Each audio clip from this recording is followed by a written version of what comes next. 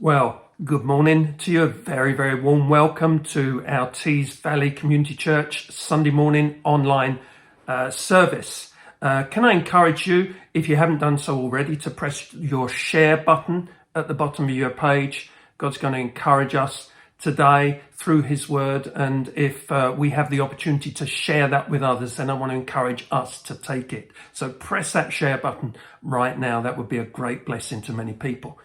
We're in the middle of a series entitled Hand in Hand with God, a journey of life through the Psalms. A couple of weeks ago, Mike Beaumont kicked us off with a message entitled Hand in Hand with the God Who Cares, and he took us through Psalm 23 to show us just how much God cares for us. Today's title is Hand in Hand with the God of Hope. And we're going to look at Psalm 33, verses 12 to 22, which have just been read out to us. If you were to look up the definition of hope, you would come across something like this: the desire or expectation of a good outcome. Hope is part of human nature. Everyone needs hope. In fact, if we don't have hope, then it usually indicates something is wrong. Sometimes our hope has no basis to it whatsoever. It's just a hope in chance, good luck or fortune. It's the sort of hope people have when they buy a lottery ticket, the chance of which coming up successfully is about 1 in 14 million. But there are other times when hope has a basis to it. We have hope in something or in someone that we believe will influence in some way our hope being realised.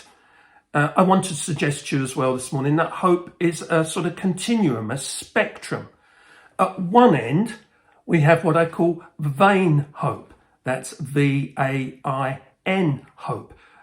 That's futile hope. It's hope in something or someone that really has no realistic prospect of delivering the favourable outcome that we want.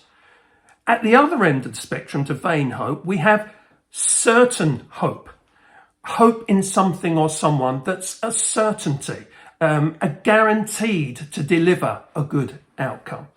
And between vain hope at one hand and certain hope at the other, we have all sorts of hopes that have varying degrees of possibility that they might be realised.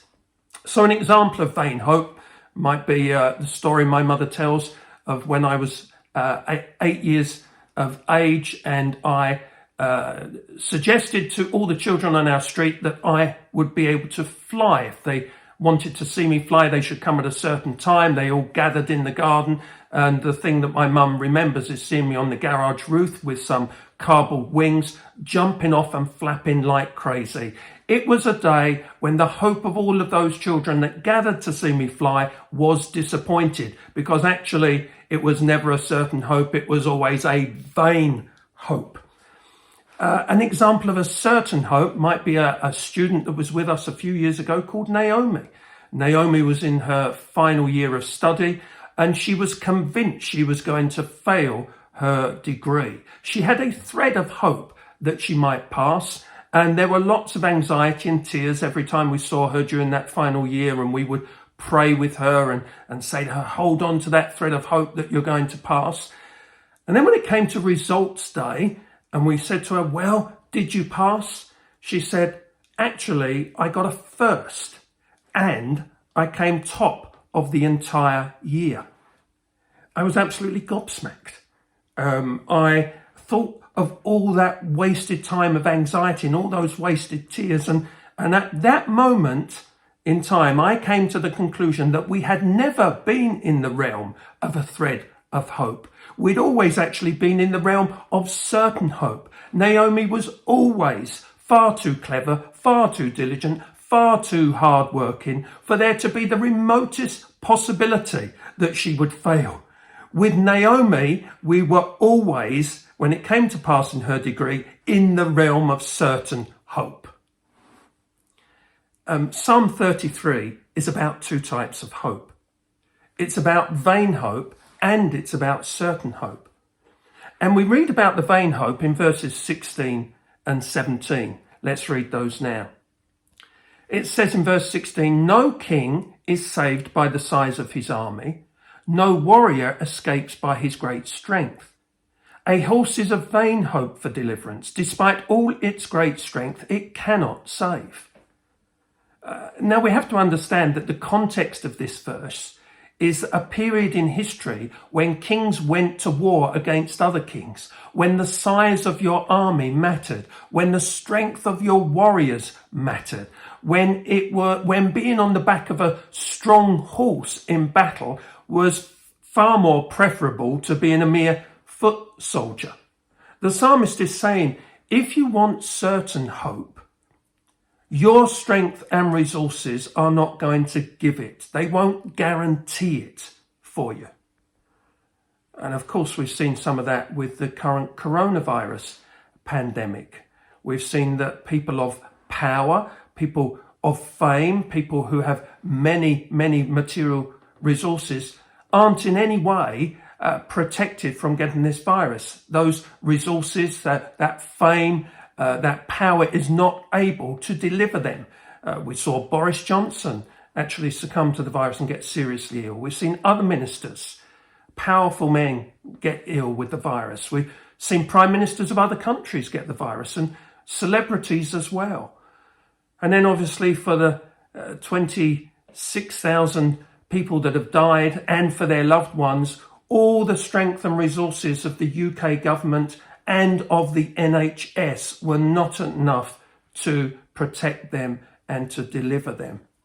And of course, we've all had those personal times when we've realised our own strength and resources and abilities just can't make a difference.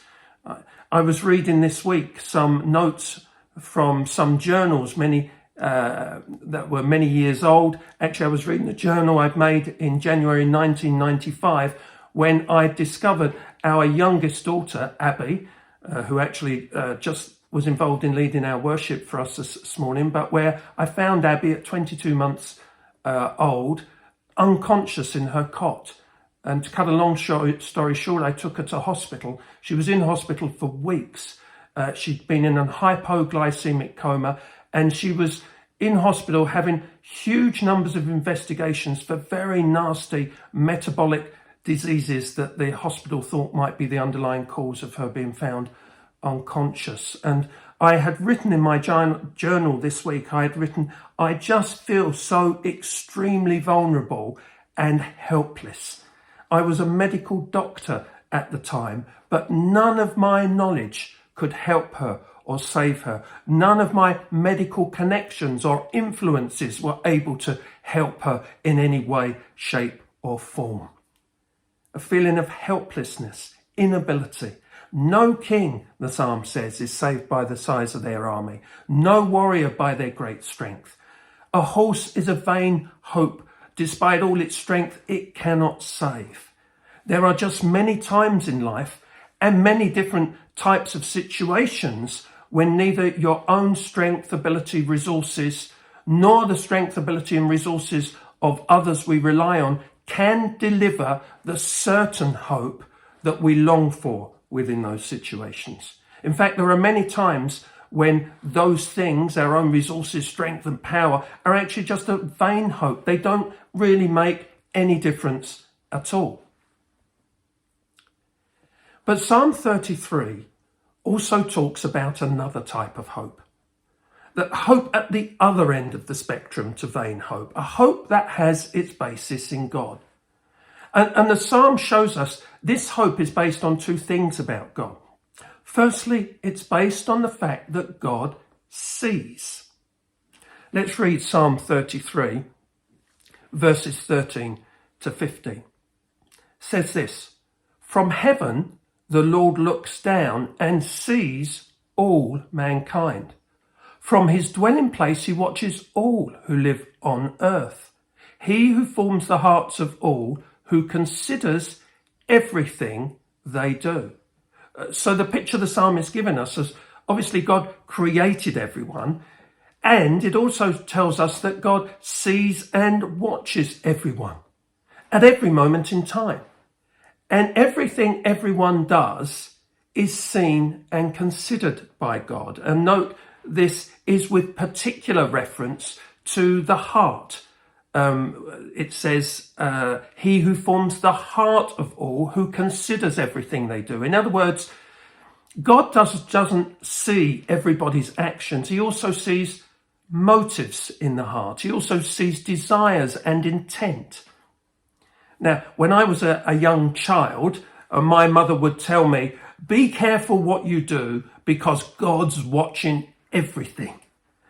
My mum didn't particularly believe that herself, but she used it to instill some sort of fear into me that would keep me from doing the wrong things when she wasn't able to keep her eye on me. It lasted till I was about 8 years of age, and then it lost its impact. And from that moment on, I seemed to do whatever I could get away with when she wasn't looking. 20 years later, when I became a Christian, I came to see that concept of God seeing and watching was not just about keeping kids in some sort of order so they behaved. I discovered it was actually a biblical fact. It was a truth of life, that God, who created everything and everyone, who sustains everything and everyone every moment of every day, also sees everything and everyone at all times, right down to heart level. But 20 years later, that truth wasn't something that simply kept me in order, behaving rightly. It was a truth that became a real source of hope to me. Because verse 18 in this psalm goes, and verse 18 comes after previous verses that tell us where we can't find reliable hope. But verse 18 goes on to say this, but the eyes of the Lord are on those who fear him, on those whose hope is in his unfailing love. So God sees everyone and everything they do, but his eyes are on those who fear him and hope in his unfailing love. So what does that look like? For God to see everyone, but to only have his eyes on those who fear him and hope in him. What is the psalm saying? Because it sounds a little bit contradictory to me. Well, I think the best way for us to understand it is to illustrate it with an example of when I take my grandchildren to a soft play area. One of the things I've found is whenever I go into those places, they often seem incredibly crowded, but I do see everyone. If there was some fight somewhere or some difficulty or something going on, I would immediately see it because I see everything and everyone in that soft play area. But my eyes, my attention, my focus are totally directed towards my grandkids all the time I'm there because they're my kids. There's, if you like, an engagement with them, an interaction, a consideration of them, a desire to help and protect them because I'm favourably disposed to them. I see everyone, but my eyes are on my grandkids because they're mine in a way that others in that place aren't. And that's exactly how the psalm tells us it is with God.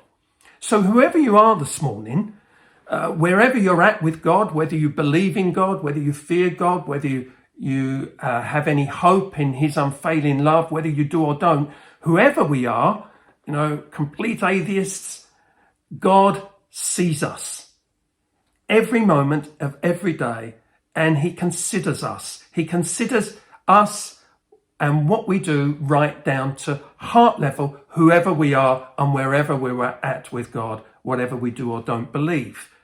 But if you come to fear God, and by fear, I mean you've decided to live your life with a sense of honour and respect of God. You've decided to live it with a sense of reference to him, living to please him, honour him and respect him, not just please yourself. That's what it means to fear God. It's to do with honour and respect and living with reference to him.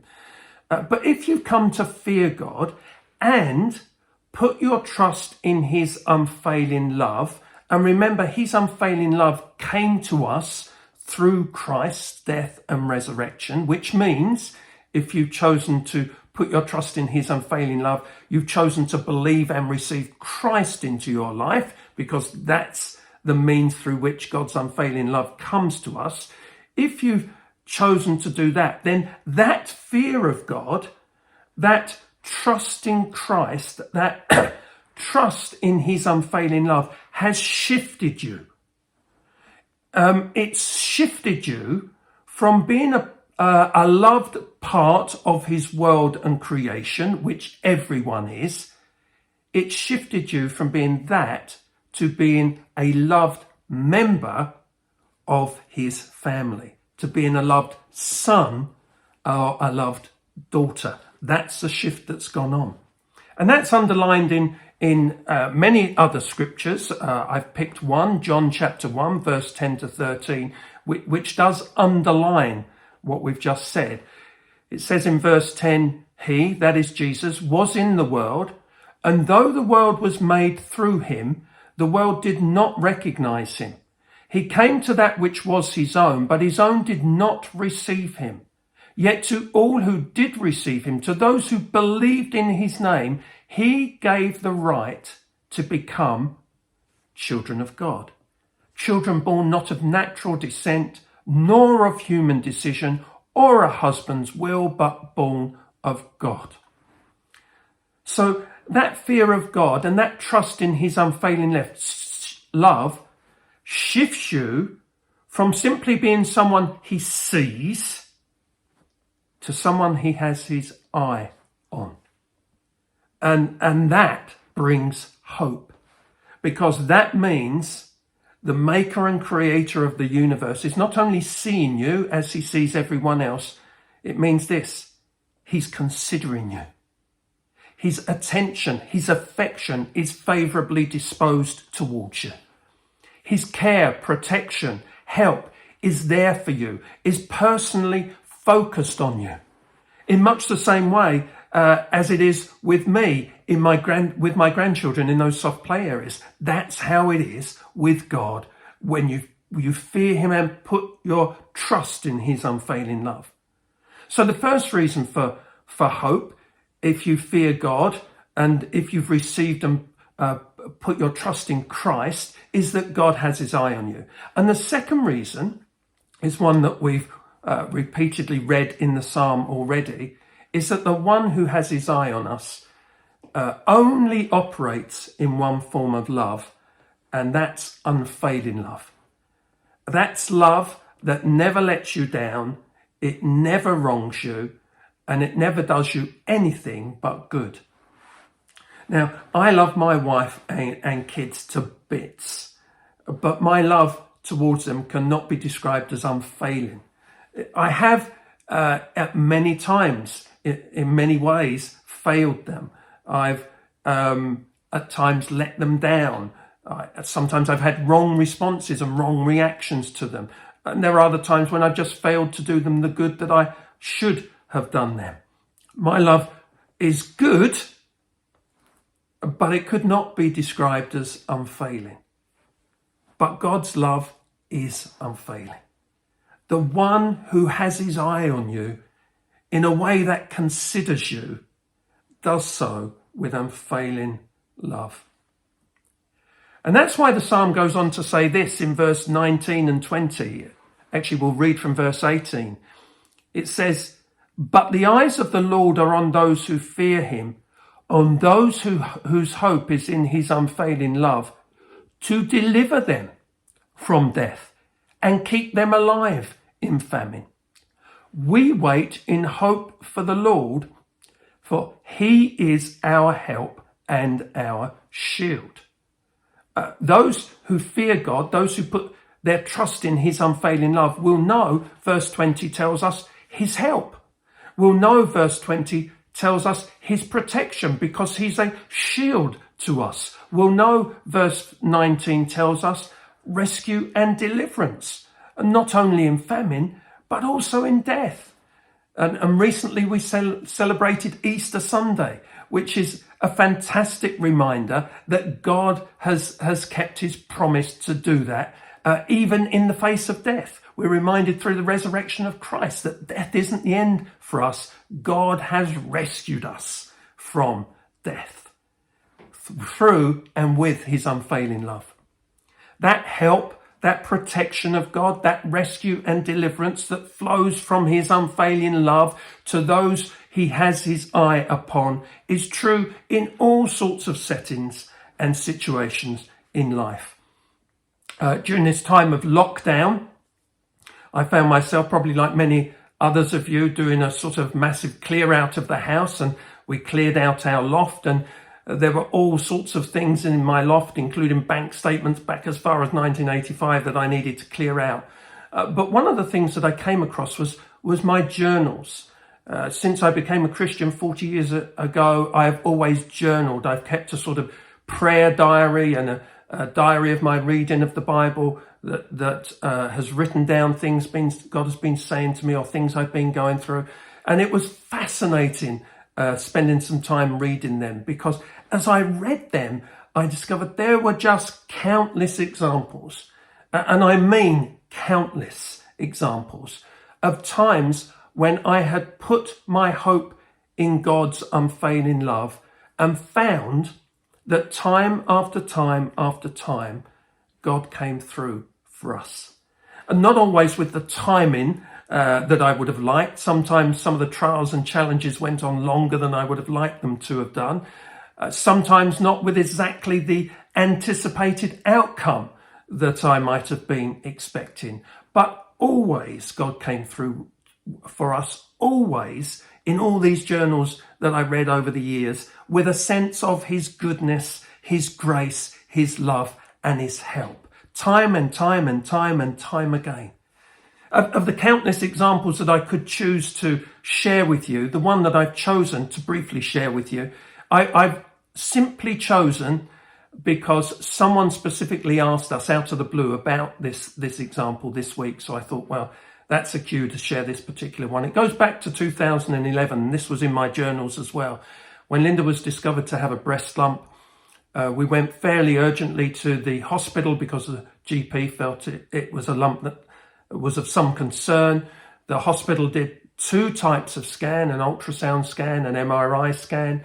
The specialist examined Linda, and then they called us in, and the consultant said to us, look, both the scans show there's a greater than 95% chance that this lump is malignant. I myself have examined it, and with all my experience, it completely feels malignant. We're going to biopsy it, and you're going to come back next week for the result. But he said, speaking doctor to doctor, he said, I need to be honest and upfront with you. In these sorts of situations, the biopsy would rarely come back negative, maybe 1 in 1,000. So when you do come back next week, I think you're coming back for us to discuss surgery and chemotherapy. So you need to prepare yourself for that.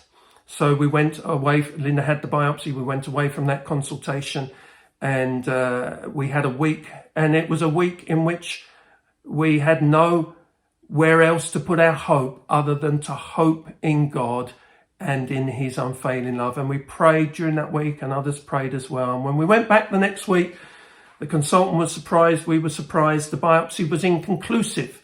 But they said, okay, we've got to do another one. Come back in 2 weeks' time and we'll do a second biopsy.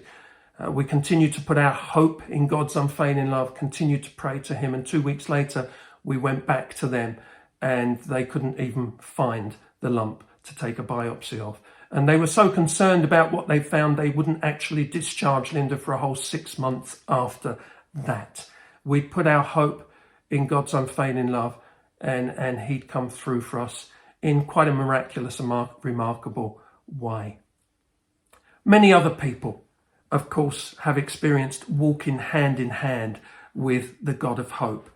They found his eyes have been upon them, and his love has been unfailing. And I want to introduce to you at this point Dave and Rachel Hughes, who are going to tell a little bit of their story recently, in which God spoke to them and gave them hope through Psalm 33. And Dave and Rachel are part of our leadership team, and just listen to this great story that they have of putting their hope and trust in God at a very challenging, difficult time. Hello everyone, I'm Rachel and this is a bearded Dave. You may not recognise him. We just wanted to share a little bit of a testimony about what God's done for us when these two beautiful babies were born. So this is Lois and this is Libby. Introduce you. And we just wanted to say about how when they were born, Libby was delivered really well, really naturally. Everything went nice and smoothly there. But when Lois was born, she actually, it took some time. It was lots of problems when she was born, and we ended up getting whisked into theatre, or ended up getting whisked into theatre with Lois. And she was born by emergency caesarean section. Yeah, I wasn't able to go into theatre with Rach. They said I had to wait outside, so they took me back and sat me down with Libby, and then after a little while they said I could go and see Lois while Rach was recovering and being put back together. They took me up to the neonatal ward, and as soon as I got there I realised something was wrong. They had her in an incubator, there were cannulas in her, and they explained to me that during birth, for a period of time, they weren't sure how long she'd been starved of oxygen, and that they thought that her responses were so bad that they wanted to do a process called cooling, that this meant calling a team down from Newcastle to North Tees, bring specialist equipment down, and then they were going to transfer her to James Cook, where there could be specialist monitoring and observation done on her, effectively to limit the amount of damage to her organs or her brain. And this whole cooling thing was about basically giving her deliberate hypothermia to limit brain damage.